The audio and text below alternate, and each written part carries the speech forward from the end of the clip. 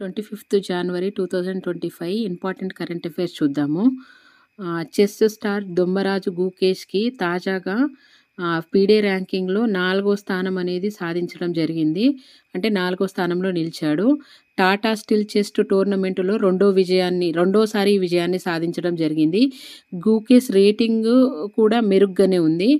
గతంలో మెరుగైన స్థానంలో ఉన్న మన భారతదేశం నుండి మెరుగైన స్థానంలో ఉన్న అర్జున్ ఇరిగేష్‌ని ఇతను అధిగమించడం జరిగింది. ప్రథమ స్థానంలో వచ్చేసి నార్వే దిగ్గజ ఆటగాడైన మ్యాగ్నస్ కార్ల్సన్. తర్వాత రెండో స్థానంలో వచ్చేసి అమెరికా ప్లేయర్ అయిన హికరు నకమురా అనే అతను. తర్వాత ఫాబియాగో కరువానా అనే అతను 3వ స్థానంలో, గూకేష్ 4వ స్థానంలో నిలవడం జరిగింది.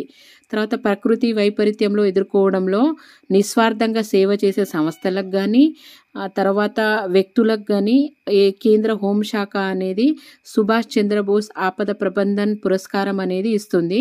ఇది 2019వ సంవత్సరం నుండి ఇవ్వడం జరిగింది.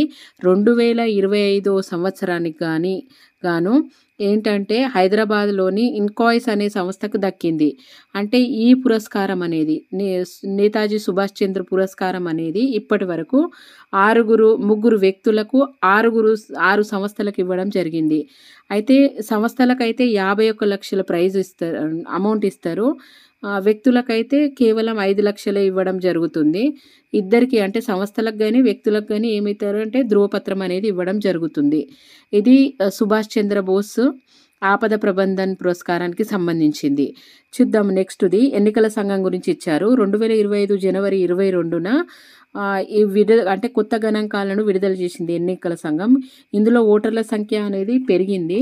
99.1 కోట్లకు చేరింది. 2024లో మొన్న రీసెంట్ జరిగిన ఎన్నికల్లో, లోక్సభ ఎన్నికల్లో 96.88 కోట్ల మంది ఓటర్లు నమోదయ్యిండ్రు.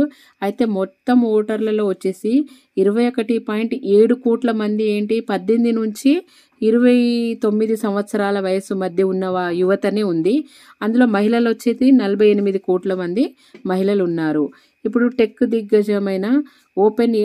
దిగ్గజాలైన OpenAI, SoftBank, Oracle సంయుక్తంగా సాఫ్ట్ గేట్ అనే ఒక భారీ కృత్రిమ మేధను తయారు చేయాలని ఒక ప్రాజెక్టును చేపట్టిండ్రు. ఈ ప్రాజెక్టు ద్వారా దీనివల్ల ఏంటనంటే ఇప్పుడు ఎవరైతే క్యాన్సర్తో బాధపడుతున్నారో ప్రాణాంతకమైన క్యాన్సర్ని నయం చేయడానికి ఈ ప్రాజెక్ట్ అనేది దోహదపడుతుందని దీన్ని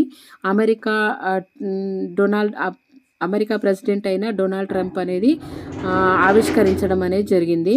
అయితే 97వ ఆస్కార్ నామినేషన్, ఎన్నోవ ఆస్కార్ నామినేషన్ అని అడుగుతారు. 97వ ఆస్కార్ నామినేషన్లో మన దేశం నుండి, అంటే ఇది ఏ సంవత్సరము, మనం ఈ 2025 సంవత్సరానికి కానీ అయితే అనూజ అనేది లఘు చిత్రం అనేది ఈ ఆస్కార్ నామినేషన్లో నిలవడం అనేది జరిగింది.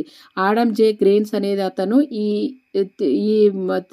లఘు చిత్రాన్ని తెరకెక్కించిండు. ఈ సినిమా ఆస్కార్ పురస్కారాల్లో లైవ్ యాక్షన్ విభాగంలో బరిలోకి దిగింది. దీనిని గునీత్ మోంగియా నిర్మించడం అనేది జరిగింది. ఇదండి ఈ రోజుకు సంబంధించిన కరెంట్